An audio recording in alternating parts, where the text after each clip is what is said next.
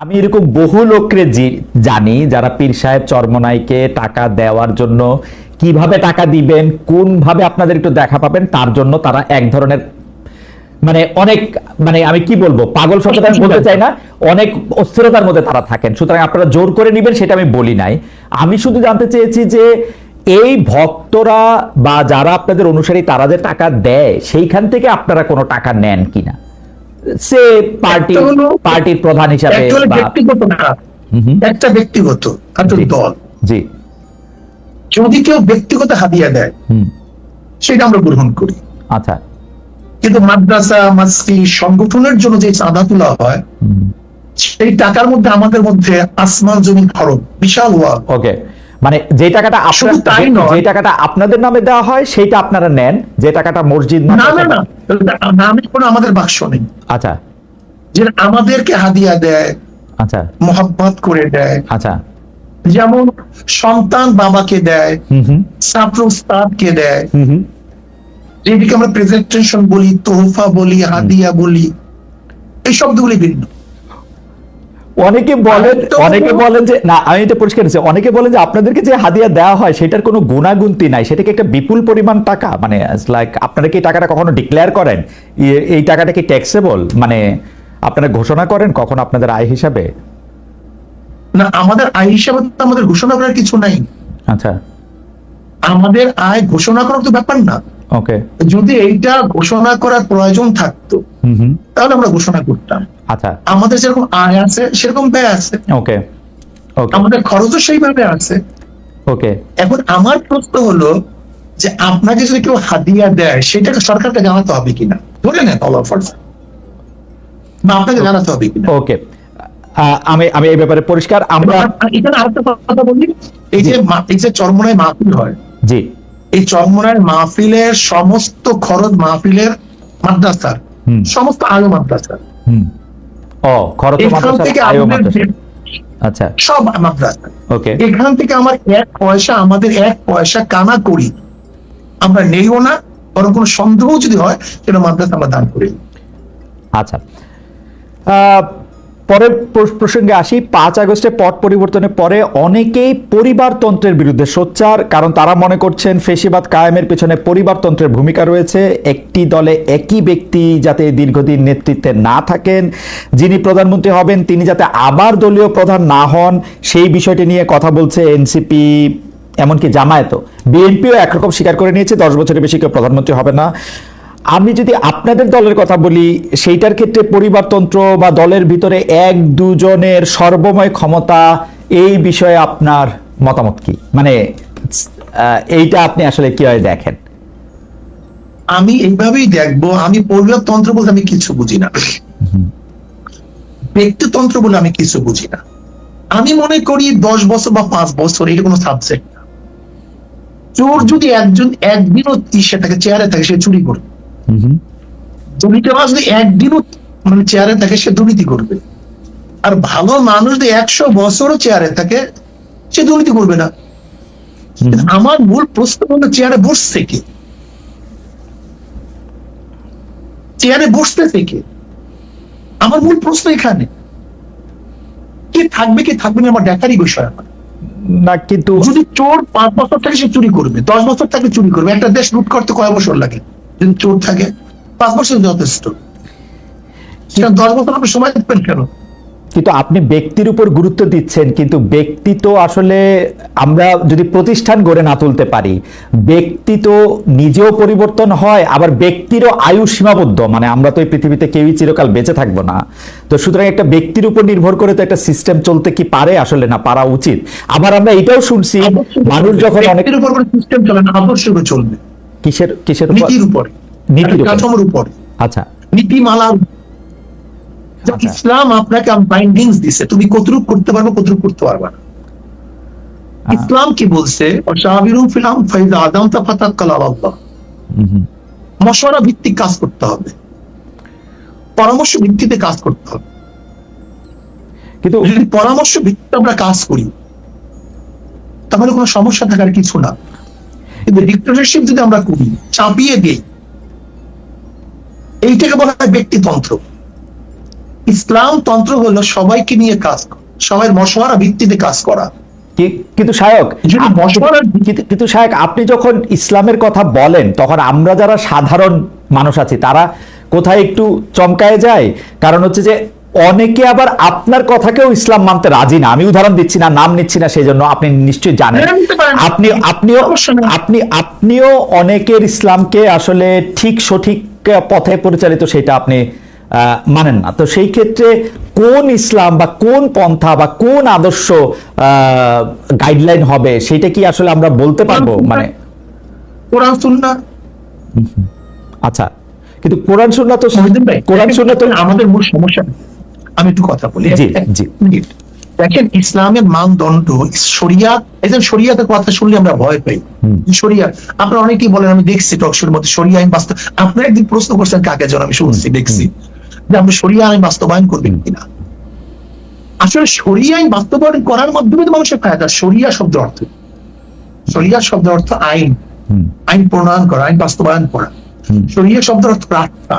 ওকে, তার মানে হলো একজন মানুষকে সুপথে চলার জন্য, তাকে বাঁচাবার জন্য যে পদ্ধতি, পন্থা, প্রক্রিয়া গ্রহণ করা হয় সেইটা তো শরিয়া। শরিয়ার ভিত্তি কি হবে? ভিত্তি হবে কোরআন, সুন্নাহ, ইজমা, কিয়াস। এই চারটি হলো মূল ভিত্তি। এই চার ভিত্তির উপরে যদি আপনি চলতে পারেন তাহলে কোনো জায়গায় সংঘাত নাই, সমস্যা নাই। না কিন্তু হুজুর, কিন্তু শায়েক প্রবলেমটা কোথায় আমি আপনাকে বলি। প্রবলেমটা হচ্ছে আপনি যে কথা বলতেছেন সেই কথার সূত্র ধরে, সেই কোরআন সুন্নাহ এবং সেই শরিয়ার কথা ধরে, ধরেন ইজমা কিয়াসের সূত্র ধরে আমাকে জামাতে ইসলামীর একজন আলেম, জামাতে ইসলামীর আকীদা বিশ্বাস করেন বা জামাতে ইসলামীর রাজনীতি বিশ্বাস করেন এরকম আলেম বলছেন যে তিনি বা তারা যে ফতোয়াটা দিতেছেন, তারা যে পথটা দেখাচ্ছেন সেটাই পথ। এবং যেই পথ দেখে আমি বলতেছি যে যেই পথ দেখে আপনি বলতেছেন যদি জামায়াত ক্ষমতায় যায় প্রথম কওমি মাদ্রাসা বন্ধ করবে, এটা তাদের ফার্স্ট টার্গেট। এই জামাত যেখানে সেখানে লাগবে, যেখানে ইসলাম ধ্বংস হয়ে যাবে। আমি পাশাপাশি আরো বলতে পারি, আমি রাজনৈতিক দল ধরে বললাম, আপনি জানেন মাওলানা আব্দুর রাজ্জাক আরেক ধরনের কথা বলেন। আমরা কোথায় যাব আর কি সেটা যদি বলতেন। বলতে পারেন, কোনো সমস্যা নেই। কিন্তু শায়েক, আমরা যদি এই জায়গার মধ্যে থাকি তাহলে আমরা আসলে একটু আরেকটু বিভেদের মধ্যে পড়বো কিনা। শুনতে পাচ্ছেন? জি, আমি এখন শুনতে পাচ্ছি। জি বলেন। যে দেখেন, আমরা যখন মতলক্ষ্য করি, যেমন ধরে নেন আপনার সাথে আমরা জমি নিয়ে দ্বন্দ্ব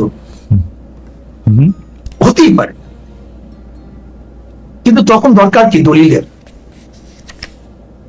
ঠিক আপনার সাথে আমার কোনো একটা মতলক্ষ্য হতেই পারে। ইসলাম নিয়ে আমি বলে আমি সঠিক, আপনি বলে আপনি সঠিক, এটা আমি আশ্চর্য মনে কিছু নেই। কিন্তু তখন আসবে দলিলের। যার দলিল শক্তিশালী তার কথা সঠিক, আর যার দলিল দুর্বল তার কথা দুর্বল। কাজে এখন সেই বহসে আমি যাবো না। রাইট, এখন সেই বহসের জায়গা না। রাইট, আমি তো মূল ভিত্তি করলাম।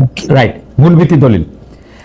ওকে, আমরা একটি বিষয়ে একটি প্রশ্ন উঠেছে। প্রশ্নটি হচ্ছে এরকম যে 13 তারিখে পররাষ্ট্র মন্ত্রণালয় থেকে এই ইসরায়েলের ইরানের উপর আক্রমণের প্রতিবাদ জানানো হয়েছে, কিন্তু সেটি আসলে এমনকি পররাষ্ট্র মন্ত্রীর পক্ষ থেকেও সে প্রতিবাদ জানানো হয়নি, পররাষ্ট্র মন্ত্রণালয়ের পক্ষ থেকে। এর আগে আমরা দেখেছি এরকম আক্রমণের ক্ষেত্রে বাংলাদেশের সরকার বা রাষ্ট্রপ্রধান আসলে প্রতিবাদ জানান, তারা একটি বক্তব্য রাখেন বা বক্তব্য দেন। এই ক্ষেত্রে আমরা ডক্টর মোহাম্মদ ইউনূসকে একদম চুপচাপ দেখছি। ডক্টর মোহাম্মদ ইউনূস সরকারকে বলা হচ্ছে যেহেতু তারা এখন মার্কিন যুক্তরাষ্ট্র সরকারকে খেপাতে চান না, সেই জন্য তারা এই ব্যাপারে আসলে এক ধরনের ধীরচল নীতি অবলম্বন করছেন। আপনি কি বিষয়টা সেভাবে দেখেন কিনা?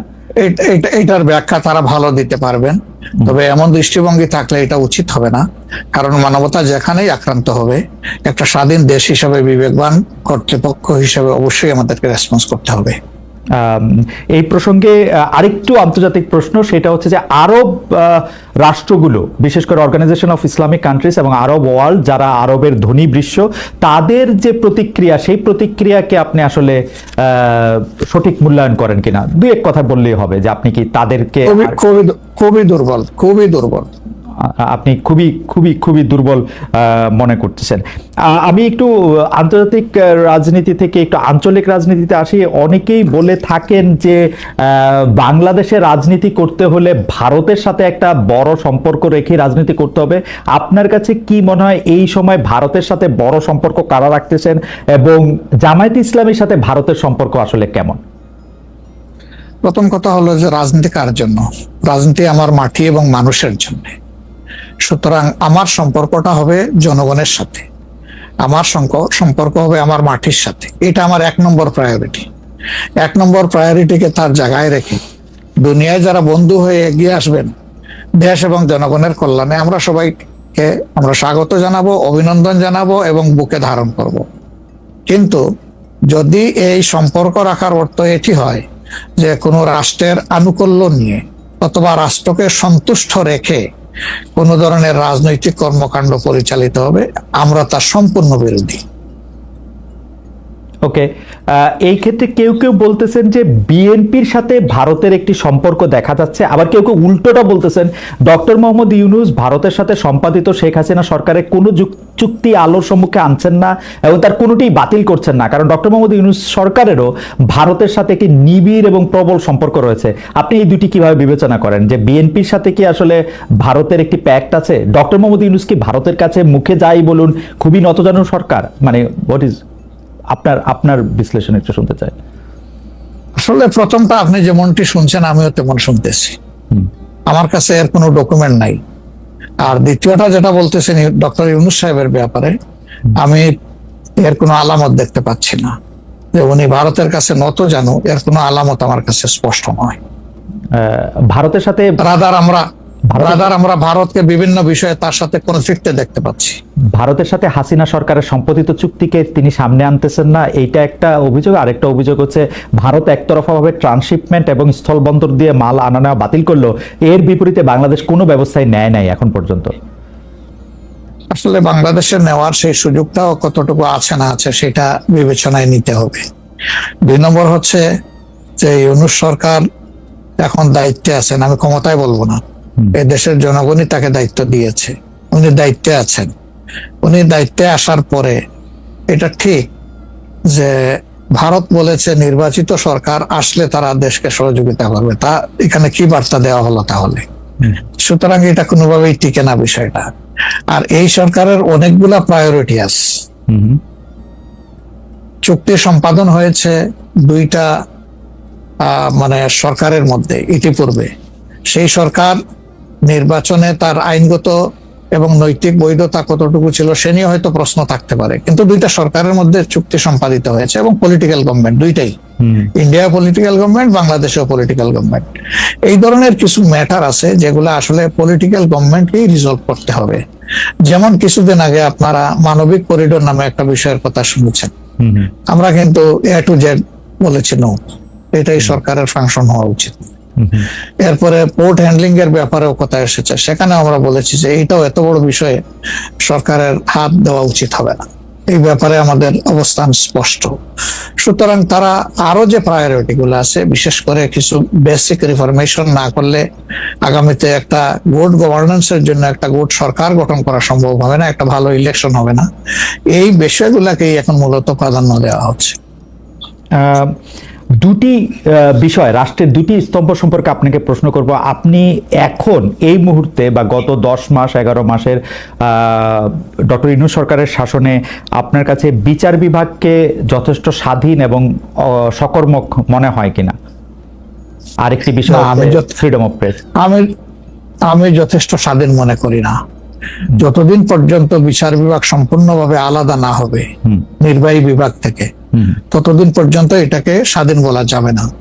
যেমন বিচার বিভাগের একটা ডিমান্ড আমাদের আছে যে এটাকে স্বাধীন করার জন্য স্বাধীন সচিবালয় গঠন করতে হবে, সেটা এই সরকারের একটা অঙ্গীকারের মতোই ছিল, কিন্তু এখন পর্যন্ত সেটা হয়নি।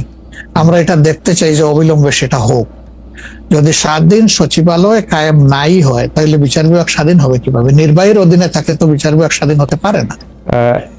এমনিতে আমরা সারা দেশে যে বিচার আদালতগুলি দেখি বা আমাদের যে আপিল আদালত অর্থাৎ হাইকোর্ট বিভাগ এবং আপিল ডিভিশন যে রায়গুলি এই পর্যন্ত দিয়েছে বা দিচ্ছে, আপনার সাথে তো সারা বাংলাদেশের সবাই কানেক্টেড, আপনার কাছে কি মনে হয় যে তারা স্বাধীনভাবে কাজ করতে পারছে, নাকি নির্বাহী বিভাগ আওয়ামী লীগ সরকারের মতোই বা পূর্ববর্তী অন্য রাজনৈতিক সরকারের মতোই প্রভাব বিস্তার করেই চলছে?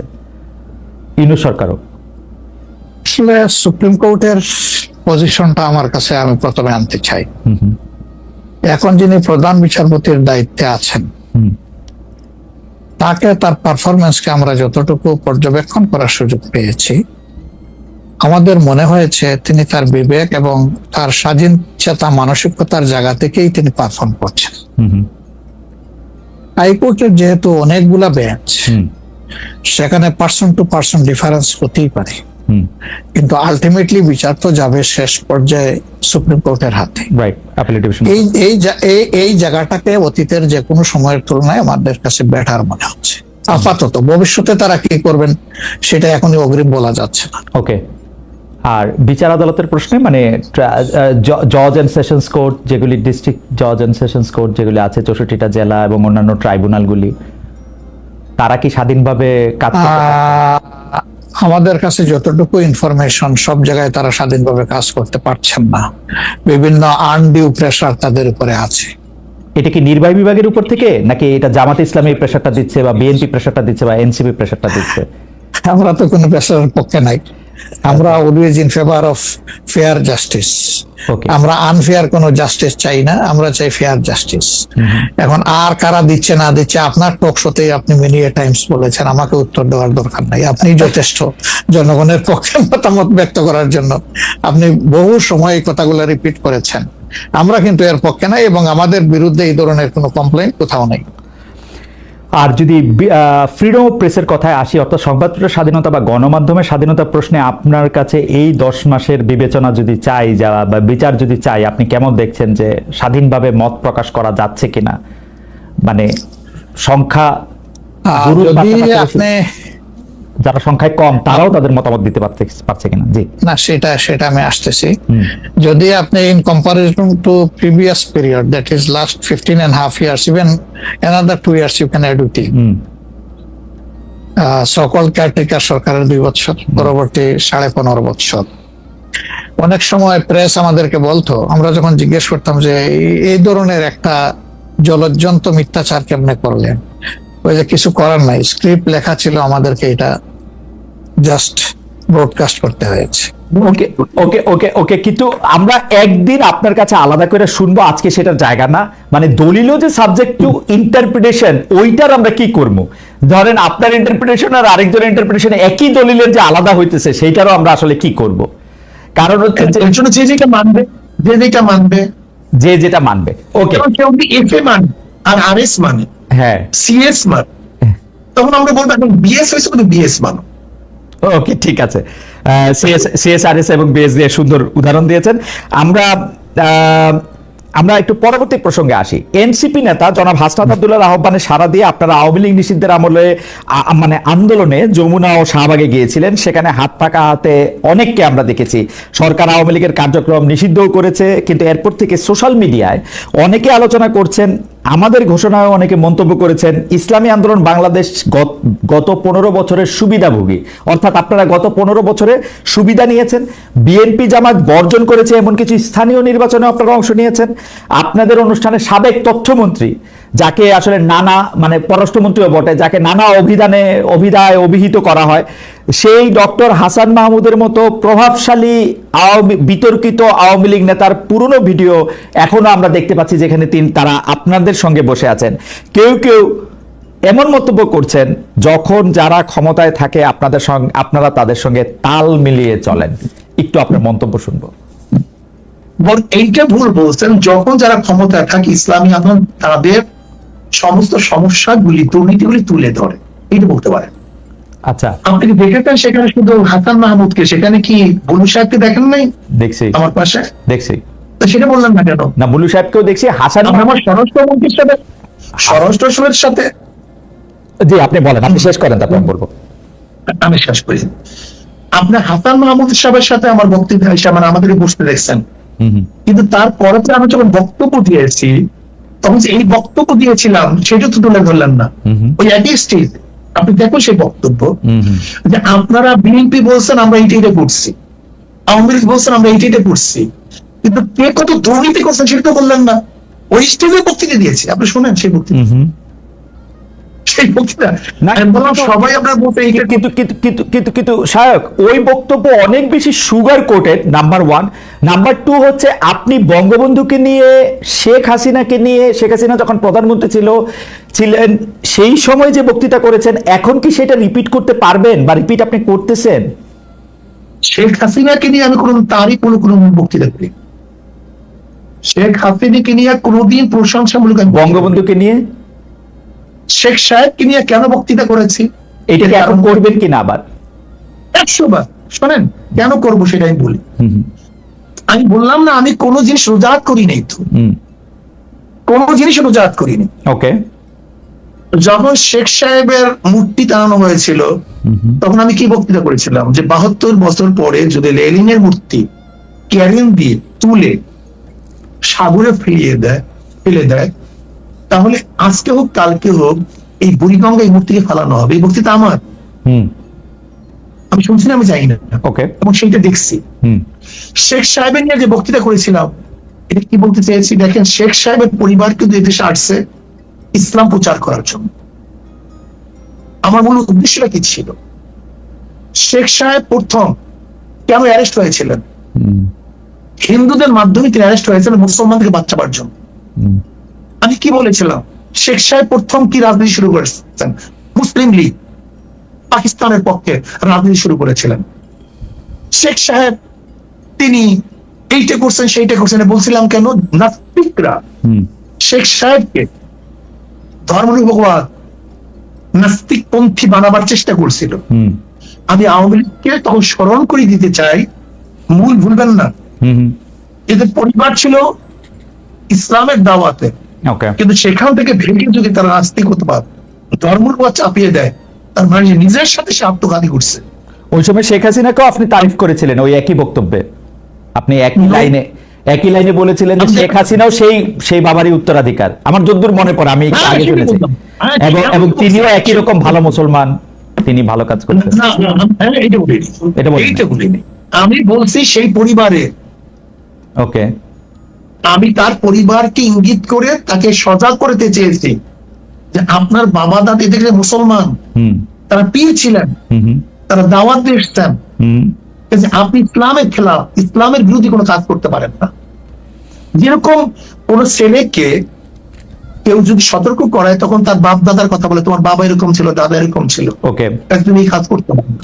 আমার এই উদ্দেশ্য ছিল। কিন্তু শায়ক, আপনি correct me if I am রং, আপনি কি ওই সময় সাবেক প্রধানমন্ত্রী সরকারের শেখ হাসিনার বা শেখ হাসিনা সরকারের এই 3টা খারাপ নির্বাচন, সীমাহীন দুর্নীতি, এগুলি নিয়ে আসলে কোনো এরকম একটা অবস্থান নিয়েছিলেন যেটা আপনার শক্তি দিয়ে আপনি আসলে নিতে পারতেন? আজকে আপনার যে অবস্থা দেখেন, বক্তব্য নাই, এমন কোন বক্তব্য নাই যে বক্তব্যে শেখ হাসিনার এবং তার 14 গোষ্ঠী এই মন্ত্রী পরিষদের আওয়ামী লীগের দুর্নীতি তুলে ধরি নাই, এমন কোন বক্তব্য সময় ছিল। আমার একটা রিডিং হইলো আপনারা সেই সময় প্রধান শত্রু হিসাবে গণ্য করতেন হচ্ছে জামায়াতে ইসলামীকে, তারপরে আওয়ামী লীগের মন্ত্রীদের কিছু দুর্নীতির কথা আপনি বলতেন, কিন্তু বাংলাদেশের যে মানুষের উন্নয়ন, বাংলাদেশের মানুষের সুবিধা, সেগুলির কথাও বলতেন। তার ফলে সরকার, মানে সেই সময়কার সরকার একরকম খুশি হতো পীর সাহেব চরমনায়ের উপর বা শাহেকে চরমনায়ের উপর, যে তারা আসলে আমাদের পক্ষেই থাকছেন। মানে আমার রিডিং আর কি ওই সময়কার ব্যাপারে। সেই রিডিংটা কেন আপনার মধ্যে অনুভূতি কেন হয়েছিল? কারণ আপনারা জামায়াতের খুব সমালোচনা করছেন, তারপরে হচ্ছে সরকার প্রধানের সমালোচনা আপনারা সরাসরি করতেছেন না, 2-1 মন্ত্রী বা 2-1টা ঘটনার কথা বলে বলতেছেন। আমার মনে হয় আপনার কাছে এটা দৃষ্টিগোচর হয়নি, আমার মনে হয়। আচ্ছা ঠিক আছে, আমি আবার চেক করবো না, একটা বক্তব্য।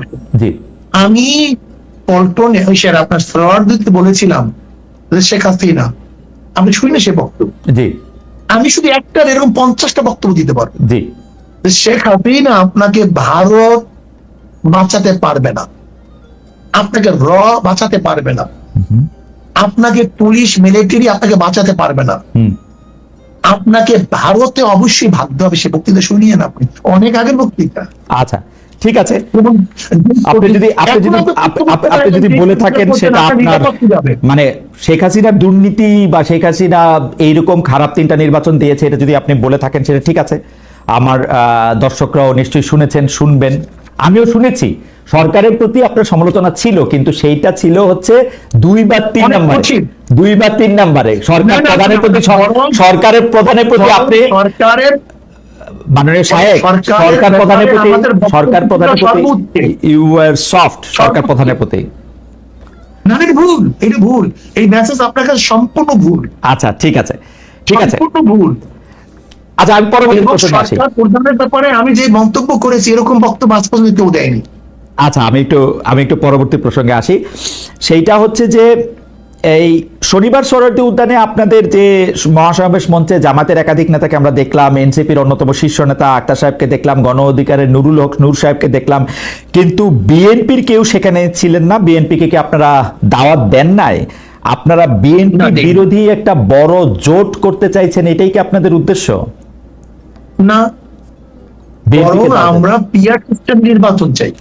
আচ্ছা, যেহেতু বিএনপি পিআর সিস্টেম চায় না, ওকে আমাদের মূল বক্তব্য ছিল 3টা: সংস্কার, বিচার, পিআর সিস্টেম নির্বাচন। ওকে কাজে যেহেতু এই পিআর সিস্টেমে নির্বাচনে যারা ঐক্য, আমরা তাদেরকে দাওয়াত দিয়েছি। হুম। বিএনপি যদি ঐক্য ছিল না, এই জন্য দাওয়াত দিইনি। বিএনপি যদি আগ্রহ বলে আমরাও পিআর বিশ্বাসী, আমরা তাদেরকে দাওয়াত দেবো, ভবিষ্যতে সমস্যা নেই। আমাদের দর্শকদের উদ্দেশ্যে আপনার ভবিষ্যৎ দাওয়াত দেবেন, সে ঠিক আছে। আমাদের দর্শকদের উদ্দেশ্যে আর আমার বোঝার জন্য একটু পিআর সিস্টেমে নির্বাচন কি আপনারা এখনকার সংসদে যেটি আছে বা পরবর্তী সংসদ নির্বাচনও তাই চাচ্ছেন, নাকি সেটা শুধু উচ্চ কক্ষের জন্য, আপার হাউসের জন্য পিআর আমরা সিস্টেম সব নির্বাচন? জায়গাতে। আচ্ছা ঠিক আছে, তাহলে আমরা তাহলে এটা একটু বুঝানি।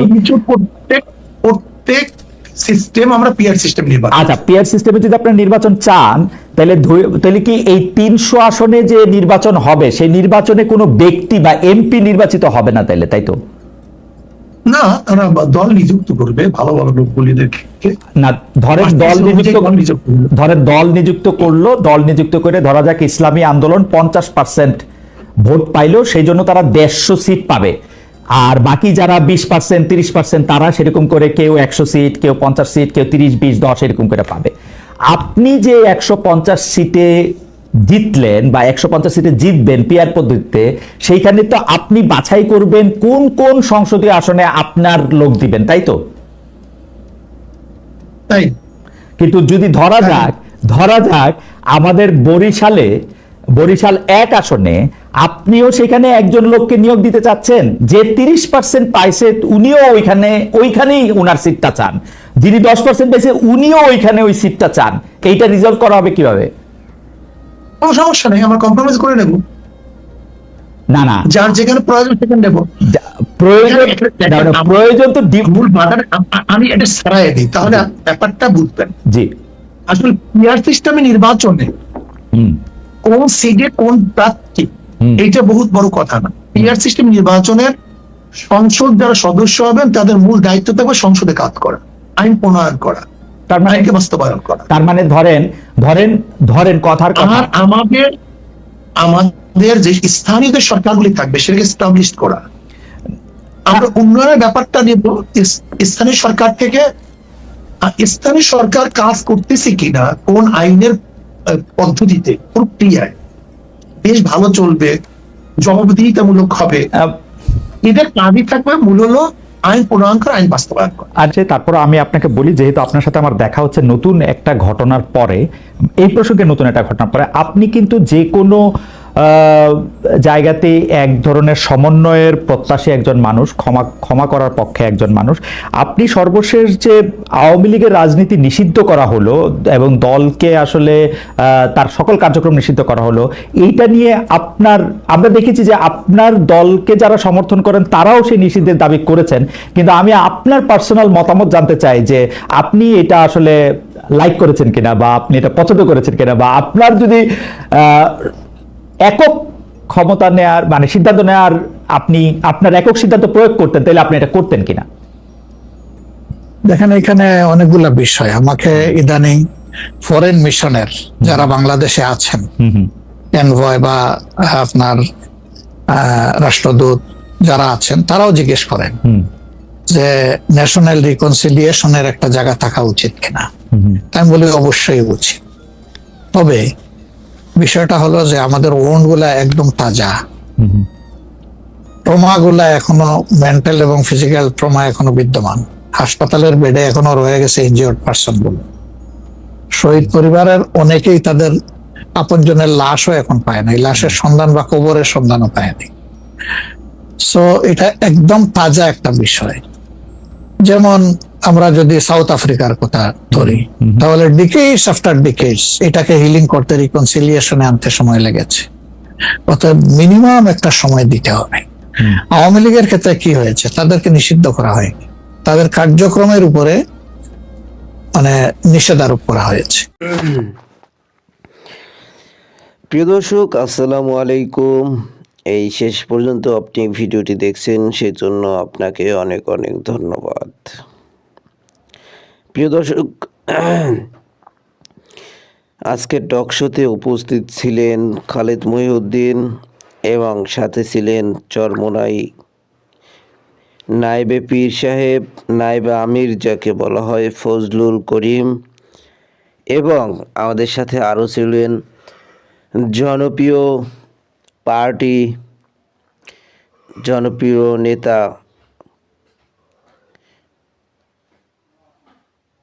জামাতের আমির ডক্টর শফিকুর রহমান। প্রিয় দর্শক, আজকের টক শোতে কার বক্তব্য আপনাদের কাছে বেশি যৌক্তিক মনে হয়েছে, কার বক্তব্য বেশি ভালো লেগেছে, সেটি অবশ্যই কমেন্ট বক্সে জানাবেন। প্রিয় দর্শক, শুরুতেই ছোট্ট একটি অনুরোধ করব আপনাদেরকে, আপনারা যদি আমাদের এই চ্যানেলটিকে এখনও সাবস্ক্রাইব না করে থাকেন, এখনই সাবস্ক্রাইব করে দিন, যাতে করে পরবর্তী ভিডিও আপলোড করার সাথে সাথে আপনার কাছে নোটিফিকেশন চলে যাবে এবং আপনি আমাদের এই ভিডিওটি দেখতে পারবেন।